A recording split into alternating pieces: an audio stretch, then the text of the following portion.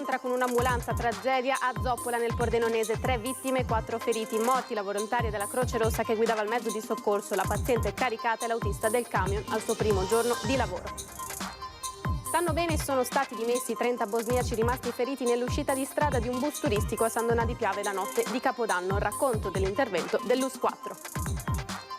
Venerdì scorso l'ultimo saluto a Vanessa Ballano, oggi familiari con il loro legale ringraziano la comunità di Castelfranco. Sul fronte delle indagini si attende la pronuncia del Tribunale del riesame. Fra 3 giorni l'autopsia sul corpo del piccolo di 8 anni del Lido di Venezia morto dopo un malore improvviso, aperta un'inchiesta ai genitori di Mattia. A nessun altro bambino deve più succedere una cosa del genere. Colpi di pistola contro il muro del vicino per festeggiare il Capodanno, ottantenne dell'Alta Padovana denunciato dai carabinieri. Da oggi al via i lavori per i sottoservizi dell'area di sosta per una famiglia di nomadi a San Lazzaro, residenti sul piede di guerra.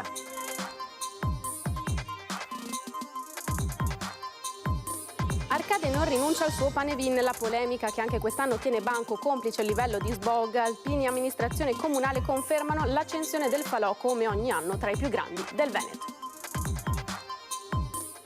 Buonasera, bentrovati e bentrovati, edizione del Veneto dei telegiornali di Antenna 3. Come avete sentito, in primo piano il tragico scontro in Friuli tra un'ambulanza della Croce Rossa, un tir e un SUV. 3 i morti, 2 i feriti, tra questi anche la paziente trasportata. A Zoppola è stato un pomeriggio di mobilitazione. Vediamo.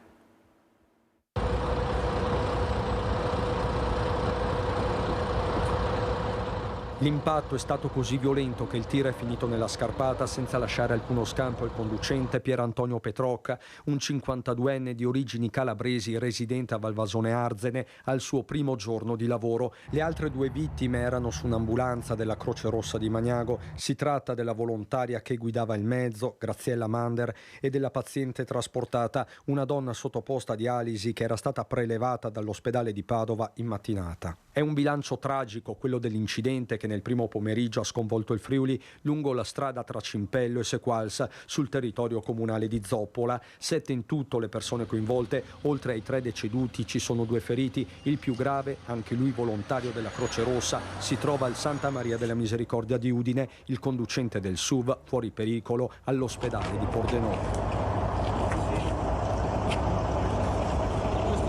Il dramma si è consumato verso le 14 quando a scontrarsi sono l'ambulanza della Croce Rossa di Magnago, il tir della ditta Trans Ghiaia partito da Oderzo dove c'è una delle sedi e un SUV BMW X5. La deflagrazione è potente con l'autoarticolato che prosegue la sua corsa verso la complanare sottostante e la sfiora di pochissimo. L'allarme scatta immediatamente con l'attivazione del protocollo di emergenza. Su questo tratto di strada regionale 177 intervengono i vigili del fuoco pordenonesi e gli operatori del SUEM. Ci sono l'equipaggio dell'automedica proveniente da Pordenone, il primo e il secondo di soccorso, oltre a diverse ambulanze. Siamo sconvolti, afferma in una nota nel pomeriggio il presidente nazionale della Croce Rossa, Rosario Valastro, che esprime tutta la sua vicinanza al comitato di Magnago e a tutti i volontari friulani. A causare la tragedia sarebbe stato un sorpasso azzardato. Lo stesso autista del tir avrebbe tentato di evitare l'impatto con una manovra disperata che lo ha portato a finire nella scarpata.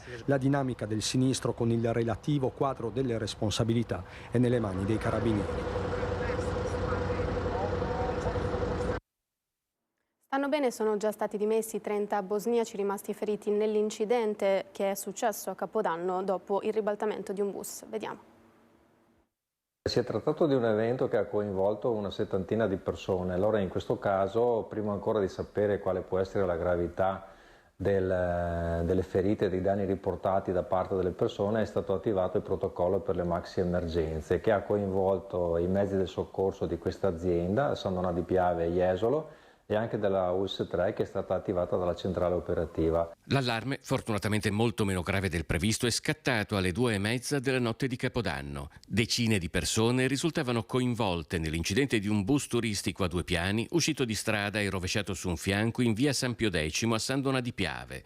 A bordo 79 turisti bosniaci di rientro a Trieste dopo aver assistito ad uno spettacolo di fuochi d'artificio per salutare l'arrivo del nuovo anno a Punta Sabbioni. Fortunatamente nessun ferito grave, solo una decina di feriti leggeri.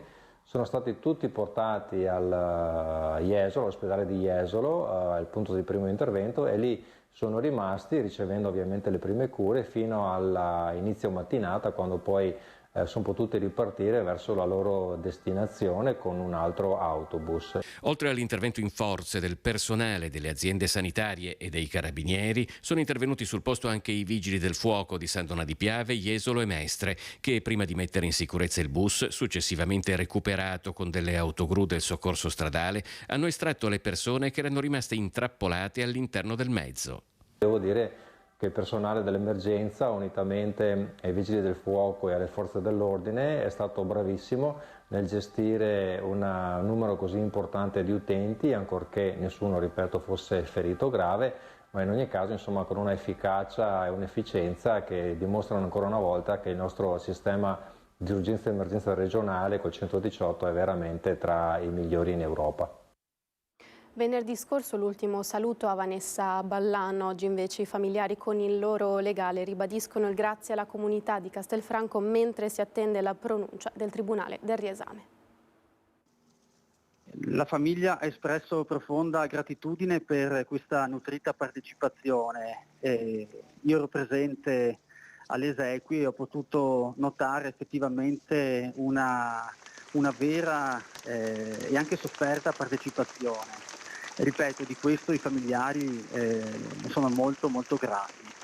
Ancora chiusi in un dolore indicibile, i familiari di Vanessa Ballana trasmettono il loro grazie a quella Castelfranco che venerdì li ha abbracciati nelle ore dell'addio, fuori e dentro il Duomo. La famiglia ha ringraziato e io ringrazio una volta in più per la famiglia.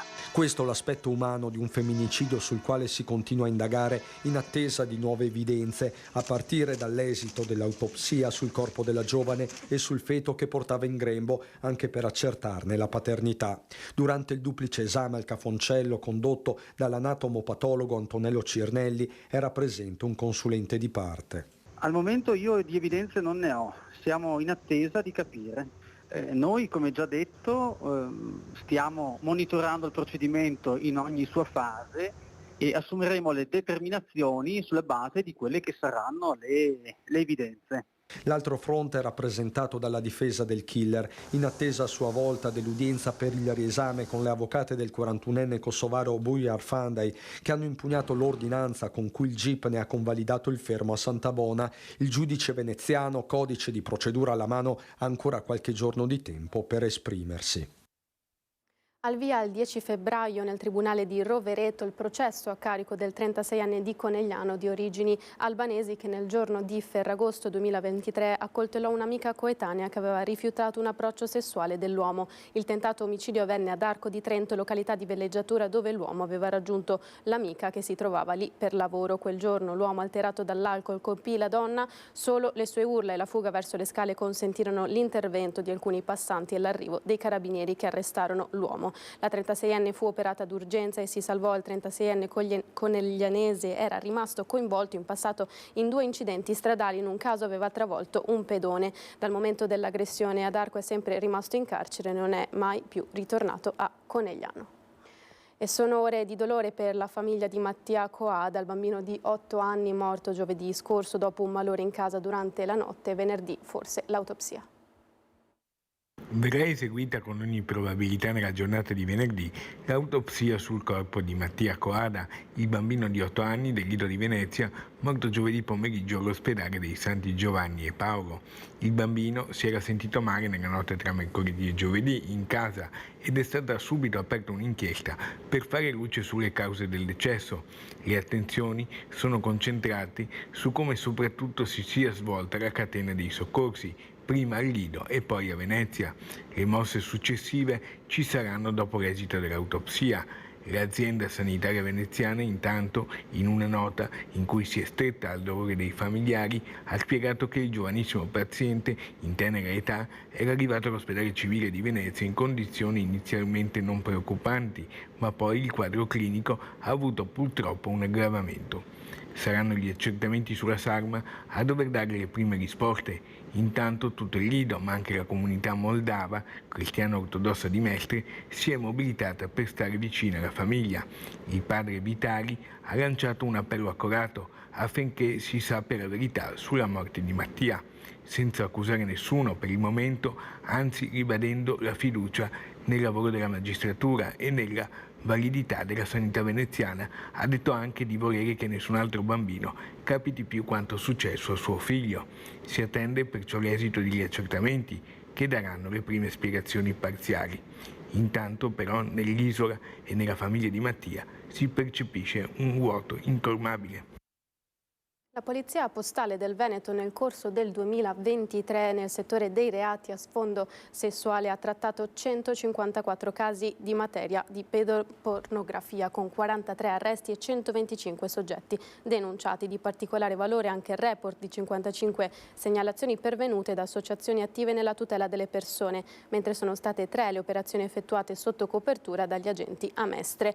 Nell'ambito dell'adescamento di minori sono state identificate 11 vittime di reati attinenti alla sfera sessuale, con una trentina di casi trattati in prevalenza sulla fascia 10-13 anni. Viceversa, nel campo delle minacce veicolate sul web sono stati trattati ben 102 casi con 22 soggetti denunciati all'autorità giudiziaria e 13 perquisizioni svolte dagli operatori della Polizia Postale. Noi andiamo nell'Alta Padovana adesso, dove il Capodanno è stato festeggiato in modo sbagliato, ma ci racconta tutto Federico Fusetti. Vediamo. Un ottantenne residente nell'Alta Padovana è stato denunciato dai carabinieri per i reati di esplosioni pericolose e omessa custodia di arma da fuoco. Tutto nasce da una chiamata ai carabinieri della compagnia di Cittadella. Un residente dell'Alta ha trovato dei fori di proiettile sul muro esterno di casa. Partono gli accertamenti dei militari che individuano il vicino che durante i festeggiamenti per Capodanno aveva sparato alcuni colpi di pistola. L'ottantenne ha ammesso le proprie responsabilità ai carabinieri. I colpi sono stati sparati dalla pistola che l'uomo deteneva regolarmente, ma che ora gli è stata ritirata e, come detto, è scattata anche la denuncia. Al via i lavori da oggi per i sottoservizi per l'area di sosta di una famiglia di nomadi a San Lazzaro, residenti sul piede di guerra. Lavori in corso in via Prea a San Lazzaro di Bassano per la realizzazione dei sottoservizi nelle immediate adiacenze di un parcheggio che sarà trasformato in area di sosta per alcune carovane di una famiglia di nomadi. Lavori decisi dall'attuale amministrazione già la scorsa estate, come si evince dalla delibera di giunta dell'11 agosto 2023, in cui si stabiliva che la famiglia in questione dovesse traslocare dall'ex caserma Fincato a via Pre. Decisione presa dagli uffici del palazzo di via Matteotti, punto e basta. Decisione cui il comitato di quartiere, una volta venutone a conoscenza, si era opposto. Nessuno sapeva nulla, è stato comunicato al Consiglio di quartiere che era stata presa questa decisione e null'altro, non è stata attivata nessun tipo di discussione con la popolazione, con il Consiglio stesso. Tant'è vero che anche questa mattina ci siamo trovati la sorpresa del 2024, lavori iniziati senza che nessuno venisse mai informato di quello che stesse succedendo, per cui anche questa è una mancanza secondo me. Ho provato a sentire l'ex presidente di quartiere che mi dice che non è stata informata e addirittura se andiamo a guardare non c'è neppure un cartellone o un qualcosa che indicano i lavori che stanno eseguendo. La preoccupazione vostra principale qual è? Noi abbiamo paura che poi alla fine da una famiglia a cui possano arrivare molte altre persone diventi un vero e proprio campo nomadi che potrebbe diventare pericoloso e rischioso per i residenti. Con quello che abbiamo passato fino adesso, no, ne abbiamo avute parecchie, li abbiamo trovati a casa diverse volte, no, e non è bello. Non è bello. E voi temete che questa cosa possa ripetersi permettendo a 2 roulotte che si installino? Esattamente, perché dopo da 2 diventano sicuramente 4. In tutto questo, sempre carta canta, il Comune ha stabilito una cifra di 30.000 euro per i lavori di adeguamento del parcheggio pubblico in area sosta riservata a solo un nucleo familiare. Si sta cercando di risolvere un problema, secondo me, come ho già detto in altre occasioni, creandone probabilmente un altro. Arcade non rinuncia al suo storico Panevin nonostante i livelli di smog. Il discorso dell'inquinamento è un po' più a monte, anche ci sono tante cose da risolvere a monte. Prima qui si brucia legna, alla fine non è che sia una cosa naturale. I primi rami accatastati già il 26 dicembre, oggi 2 gennaio, al terzo giorno di lavoro dei volontari alpini, la Pira, la Befana di Arcade, ha raggiunto i 9,5 metri di altezza. Sulla sommità alcune piante di bambù. È da settembre che ci lavorano. Per ottenere l'autorizzazione sono stati prodotti 2,5 kg di carte. Nonostante la burocrazia abbia reso tutto più complesso, Arcade al suo panevin non rinuncia. Noi facciamo il consiglio, diciamo ok, facciamo il panevin, poi passiamo per l'assemblea dei soci, i quali dicono sì o no, o lo avvallano oppure non lo avvallano, e poi si mette in moto tutta la macchina burocratica, come dicevo, da settembre per arrivare a gennaio. 120 persone a garantire la sicurezza, 250 volontari coinvolti per 4 ore a difesa del falò più importante della Marca, e con la tradizione più longeva portano i dati. Le polveri sottili registrate nell'aria nei 2 anni di sospensione causa Covid non si sono abbassate. Prima del panevin andrebbero processati, spiegano, tutti gli spettacoli pirotecnici delle sagre del Veneto. Sappiamo che l'inquinamento non è legato soltanto a questa giornata dell'Epifania, ma bensì a storia e a motivazioni ben diverse. Magari qualcuno vuole strumentalizzare il panevin per altre cose, ma a noi non ci interessa. Questo ci aiuta per tutto l'anno a mantenere il gruppo, nel senso nelle attività che fa, anche nella beneficenza. Tra i progetti che il panevin servirà a finanziare, quello per Casa Masetto e quello ancora più ambizioso, la nuova sede del gruppo di Arcade. Insomma, non una festa fino a se stessa, il panevin raccoglie fondi e rinnova la tradizione cristiana di una comunità. Quasi un Veneto su 2 pratica sport, la nostra regione è record per associazioni sportive per numero di abitanti. Per questo e non solo il Veneto è stato insignito del titolo di capitale europea dello sport. Oggi a Focus TG con il nostro direttore ne ha parlato l'assessore regionale Corazzari. Sentiamo. Regione europea dello sport, il Veneto porta a casa un primato importante con i suoi quasi 500.000 atleti tesserati nelle varie discipline sportive, al secondo posto nel rapporto tra popolazione e praticanti attivi. Oltre il 43% dei veneti fa sport amatoriale, praticamente 1 su 2. Soddisfatto del risultato raggiunto l'assessore regionale Cristiano Corazzari.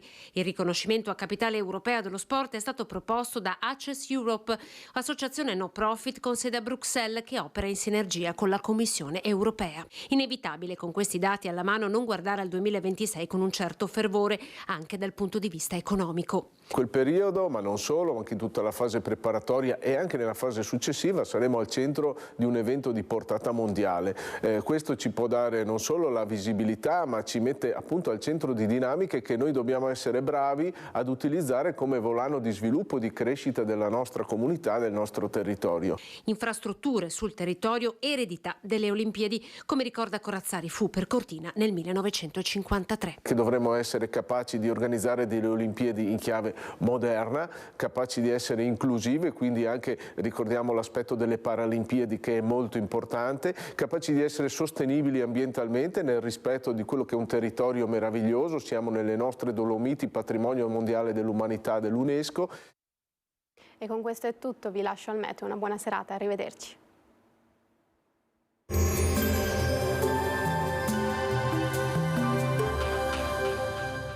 Cooperativa Agricola Volpago offre carne fresca di prima qualità. Ci trovi a Volpago del Montello, Pieve del Grappa, Tre Baseleghe e presso lo spaccio del contadino a Dolo e Massanzago. Bentrovati al meteo. Gli ultimi aggiornamenti ci dicono che il tempo sarà più stabile sul nostro territorio nella giornata di mercoledì 3 gennaio. Vediamo insieme il dettaglio.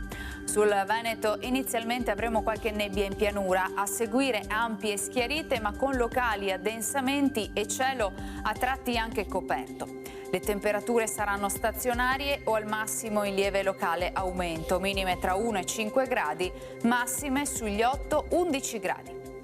Spostiamoci ora sul Friuli Venezia Giulia. Al mattino avremo residue piogge, dal pomeriggio sarà più asciutto ma con frequenti nubi, solo localmente potrà uscire il sole. Temperature minime tra 3 e 6 gradi, massime sui 9-12 gradi. Infine diamo uno sguardo alla situazione del Trentino Alto Adige, dove prevarrà il sole salvo qualche addensamento qua e là. Temperature minime tra 0 e 1 grado, massime sugli 8-10 all'incirca. Dal meteo di Antena 3 è tutto, arrivederci al prossimo aggiornamento.